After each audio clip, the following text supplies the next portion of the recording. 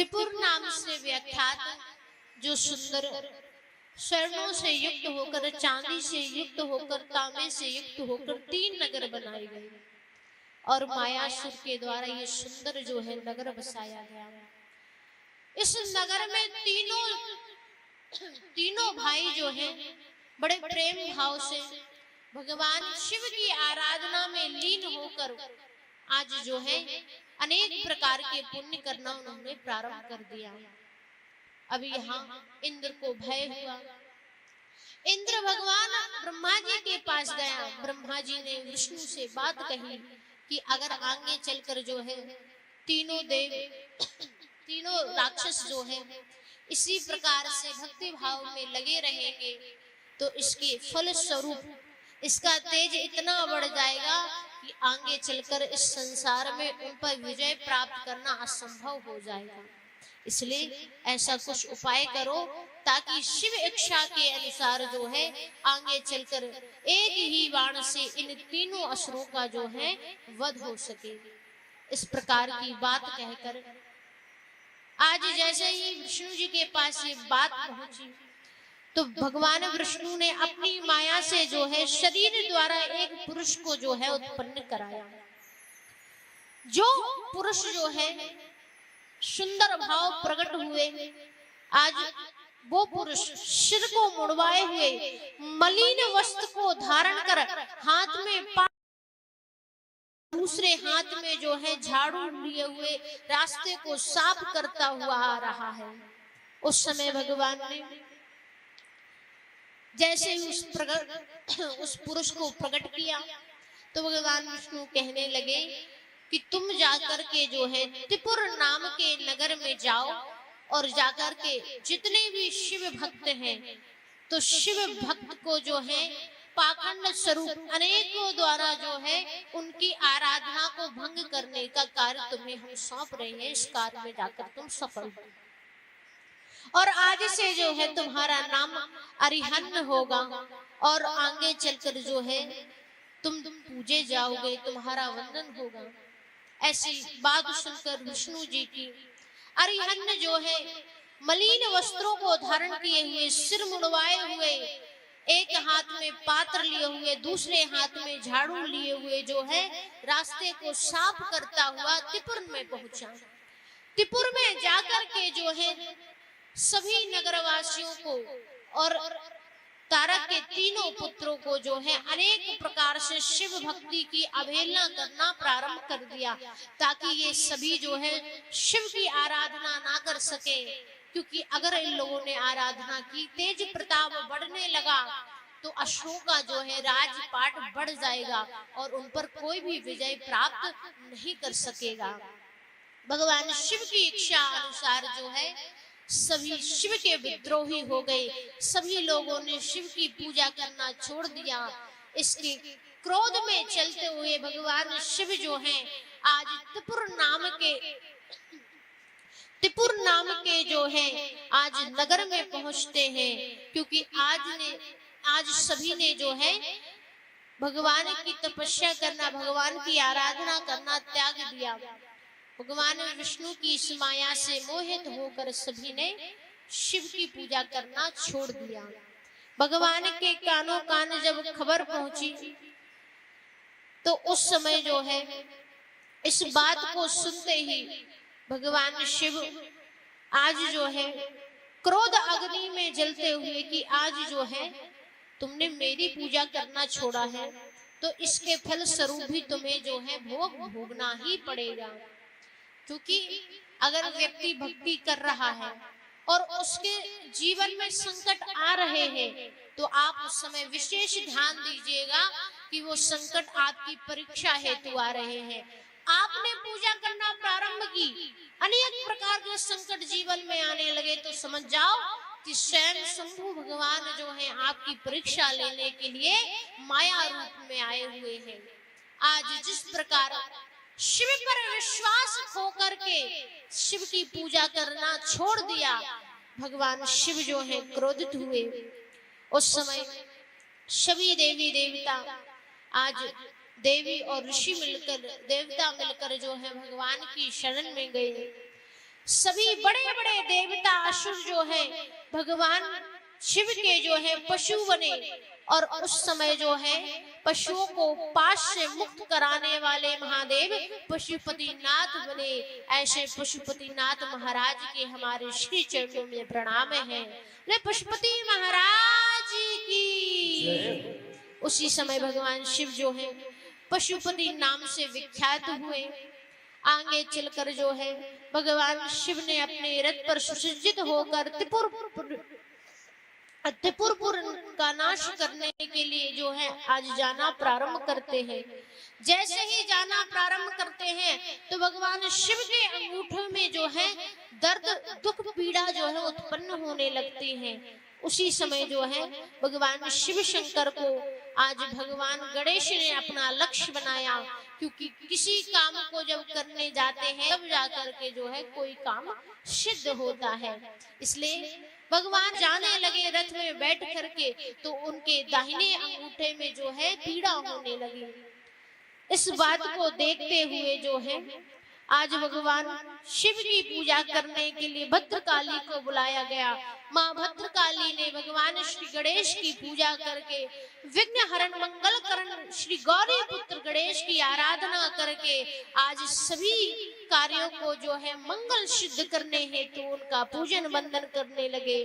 और भगवान शिव अपने रथ में विराजमान हो करके सीधा आज त्रिपुर में प्रवेश करते हैं, और एक ही बाण से आज बाण की नोक से अग्नि देवी प्रविष्ट करके जो है बाण से त्रिपुर में रहने वाले सभी दैत्य स्त्री पुरुष सभी प्रकार के जो है क्षण भर में जलकर भस्म कर देने वाले ऐसे हमारे भोले बाबा को उनके श्री चरणों में प्रणाम है।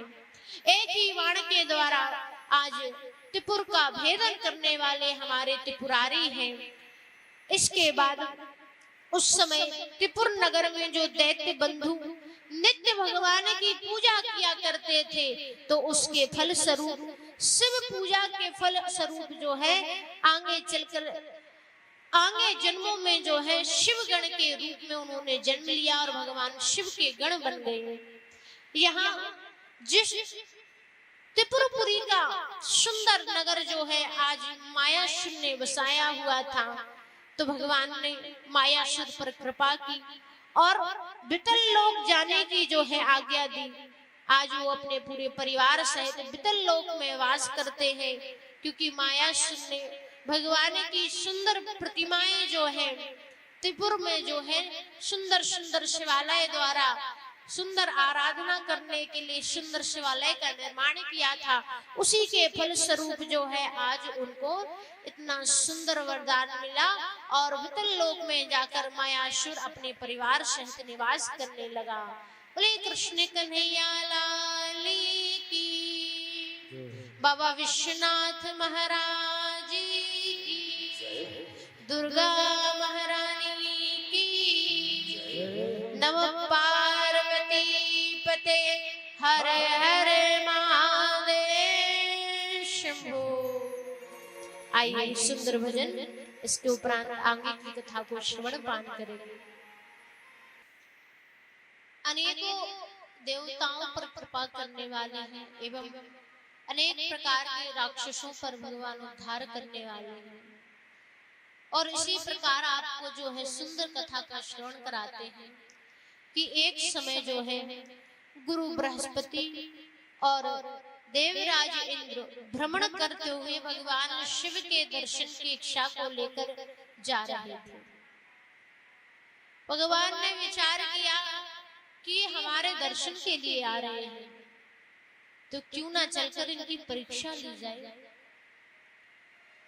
जिस प्रकार मद में अभिमान में मस्त होकर के देवराज इंद्र चल रहे थे, उस समय उनके ज्ञान की परीक्षा है तो भगवान शिव ने जो है एक महात्मा का वेश धरा और उनका वेश धर करके जो है सिर पर जटा बांधी, हाथ में कमंडल लिया और मार्ग में जो है उन दोनों को रोका। जब सर्वप्रथम गुरु बृहस्पति को और देवराज इंद्र को भगवान ने महात्मा बनकर के बीच मार्ग में रोकने का प्रयत्न किया, तो उस समय मद में अभिमान में मस्त होकर के देवराज इंद्र ने कहा कि तुम कौन हो और किस कारण जो है हमें बीच मार्ग में रोकने का तुमने ये दुस्साहस किया है। ऐसे अनेक प्रकार के वचन जो है देवराज इंद्र ने भगवान से कहे, जो महात्मा के स्वरूप में आज आए हुए थे। भगवान कुछ भी कहने के लिए उचित ना समझे, भगवान मौन रहे और मंद मंद मुस्कुराते हुए मौन धारण किए हुए जो है देवराज इंद्र की समस्त बातों को सुनते रहे। अनेक प्रकार से महात्माओं को जो है उन्होंने उनकी निंदा करना प्रारंभ कर दिया और ऐसे सुन करके जो है आज भगवान बड़े ही क्रोध में अपनी तीसरी अग्नि से क्रोध अग्नि को प्रकट करते हैं और देवराज इंद्र ने जैसे ही वज्र से प्रहार किया, भगवान की माया अनुसार जो है वो वज्र वहीं पर स्थित हो गया, स्तंभ बन गया। लेकिन भगवान भोलेनाथ का जब क्रोध बढ़ा तो उन्होंने अपने तीसरे नेत्र से जो है क्रोध अग्नि को प्रकट किया और जैसे ही इस विकराल रूप को गुरु बृहस्पति ने देखा तो गुरु बृहस्पति समझ गए कि ये तो साक्षात जो है भगवान भोलेनाथ है। 16 मंत्रों के द्वारा जो है गुरु बृहस्पति ने भगवान भोलेनाथ की जो है स्तुति करना प्रारंभ कर दी। हे प्रभु, हम आपकी शरण में हैं, हम पर कृपा करो। जिस प्रकार आज आप इंद्र को जो है अपनी क्रोध अग्नि से अगर भस्म कर देंगे तो इसका आपको घोर पाप लगेगा। आप इनके प्राणों को जो है बख्श दीजिए। अनेक प्रकार से विनती करने के पश्चात जो है भगवान ने जो है इंद्र को प्राणों को त्याग दिया, छोड़ दिया। गुरु बृहस्पति कहते हैं, हे प्रभु, आज आपने इंद्र के जो है प्राणों की रक्षा की है और आज आपने इंद्र को जीवन दान दिया है, इसलिए इस संसार में आपको जो है जीव नाम से भी लोग जानेंगे क्योंकि आपने उनको जीवन दान दिया है। अब जो है इस क्रोध अग्नि को आप मुझे सौंप दीजिए। भगवान ने अपने तृतीय नेत्र से जो क्रोध अग्नि उत्पन्न हुई वो गुरु बृहस्पति को सौंप दी और उन्होंने जाकर के जो है इस अद्भुत अग्नि को अपने हाथ में लेकर के जो है सीधा भगवान अंतर्ध्यान हो गए और इस क्रोध अग्नि से जो तृतीय नेत्र से ये तेज उत्पन्न हुआ ये जाकर के खारे समुद्र में डाल दिया और इसके चलते हुए एक बालक जो है सुंदर रूप में वहां पर प्रणत हुआ और जब उस बालक ने जन्म लिया, उसकी उत्पत्ति हुई तो उसके चलते ही जो है अनेक प्रकार से भयभीत कराने वाला ये बालक जो है गंगा सागर के संगम पर जाकर स्थित हो गया। बड़े उच्च स्वर से रोदन करने के पश्चात जो है उस बालक के रोदन से पृथ्वी जो है कंपन होने लगी। वहां पर समुद्र देव जो है इसको गोद में लिए हुए बैठे थे। उसी समय ब्रह्मा जी आए। ब्रह्मा जी ने इस रोदन को सुनते ही कहा कि आखिर ये बालक किसका है। ब्रह्मदेव को देखते ही उस बालक ने तीव्र से जो है ब्रह्मा जी का गला पकड़ लिया और जैसे ही उनका गला पकड़ा तो दोनों हाथों से बल का प्रयोग करते हुए ब्रह्मा जी के गले को दबाना प्रारंभ कर दिया और उस समय ब्रह्मा जी की आंखों से अश्रु की धारा निकली। तो ब्रह्मा जी कहने लगे, ये बालक जो है बड़ा बलशाली है, जिसने आज मेरे नेत्रों से आज अश्रु की बूंदों को गिराया है, इसलिए इसका नाम जो है आगे चलकर के जो है जलंधर होगा। आगे चलकर ये बहुत ही महापराक्रमी होगा, धैर्यवान होगा, वीरवान होगा, अजय होगा, बड़ा योद्धा बनेगा। ऐसे वचन कह करके जो है भगवान ब्रह्मदेव अंतर्ध्यान हो गए। बालक जो है धीरे धीरे कर कर समुद्र की गोद में बड़ा होने लगा। समुद्र ने काला नैनी नाम के दैत्य को बुला करके उसकी पुत्री वृंदा से जलंधर का विवाह तय किया। आज जलंधर का विवाह जो है वृंदा के साथ तय किया गया और संपन्न तरीके से विवाह जब संपूर्ण हुआ तो समय बीतते हुए जलंधर अपनी पत्नी के साथ जो है वृंदा के साथ राज सिंहासन पर बैठ गया। दैत्यों की बेटी जो है देवताओं में व्याही और इधर समुद्र का पुत्र जलंधर जो है सुंदर पत्नी को पाकर के शुक्राचार्य के प्रभाव के द्वारा राजपाट करना प्रारंभ करने लगा। जब राज सिंहासन पर दोनों पति पत्नी विराजमान थे तो उस समय के मध्य जो है भृगु जी और भृगु के पुत्र अन्य दैत्यों से जो है दैत्यों के गुरु शुक्राचार्य वहां पर पधारे।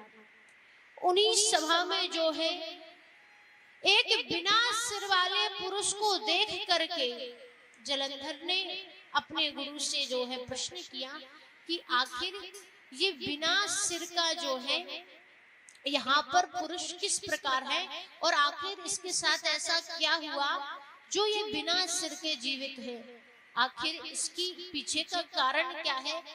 तो उस समय जो है गुरु शुक्राचार्य जी ने राहु की बात को बताते हुए कि प्राचीन समय में जब समुद्र मंथन हुआ तो समुद्र मंथन में अनेक प्रकार के जो है रत्न निकले। उन रत्नों को जो है भगवान विष्णु ने छल स्वरूप, क्योंकि भगवान क्या है छलिया है, तो उस समय भगवान विष्णु ने सुंदर रूप धर करके जो है अनेक प्रकार से हम सभी के साथ छल करके अंतिम में जब अमृत निकला तो अमृत सभी देवताओं को बांट दिया और उन्हीं के बीच जाकर हमारा एक असुर जाकर बैठ जाता है। और जब भगवान को ये ज्ञात हुआ कि देवताओं को अमृत ना बांटकर एक दैत्य को कुछ अमृत की जो है बूंदे प्राप्त हो चुकी हैं, उसी समय जो है मायापति भगवान जो है नारायण ने चक्र सुदर्शन द्वारा सर से धड़ को अलग कर दिया। उसी समय से ब्रह्मा जी द्वारा दो ग्रह राहु और केतु बनाए गए। ये राहु उसी के परिणाम स्वरूप जो है आज जीवित हैं, क्योंकि अमृत की कुछ बूंदें जो है सिर से धड़ से जो है विलुप्त हो चुकी थी और कुछ अंशों के कारण जो है ये राहु अभी भी जीवित है। कैसे भगवान ने सुंदर स्वरूप रखकर मोहिनी अवतार लेकर सभी दैत्यों को सभी असुरों को छला, इस बात का जो है बड़े विस्तार से जो है वर्णन करते हुए शुक्राचार्य जी जलंधर को बता रहे हैं कि किस प्रकार सभी देवताओं ने नारायण सहित मिलकर हम सभी को छला है। ऐसी बात सुनकर जलंधर को बहुत अधिक क्रोध आया और इस अधिक क्रोध के चलते हुए उन्होंने अपने एक गण को जो है वहां पर भेजा, जलंधर को भेजा और कहा कि जाकर के जो है तुम उस नारायण से कहो कि ये रत्नों सहित अपना राजपाट और इंद्र का सिंहासन हमें सौंप दे, और अगर तुम में बल हो तो हमसे युद्ध करके पुनः जो है तुम युद्ध में विजय प्राप्त करके इन सभी अमूल्य रत्नों को और साथ ही साथ अपने राजपाट सिंहासन को जो है अपने अधीन करो, अन्यथा जो है ये सभी आप हमें सौंप दो, क्योंकि तुमने ये छल स्वरूप जो है अपने अधीन किया है, अन्यथा तुम में इतनी शक्ति कहाँ कि तुम जो है इन सभी के उपभोगों को भोग कर सको। इस बात को जो है जलंधर ने संदेश द्वारा अपने एक दूत के द्वारा जो है ये संदेशा नारायण तक देवताओं तक पहुंचाया।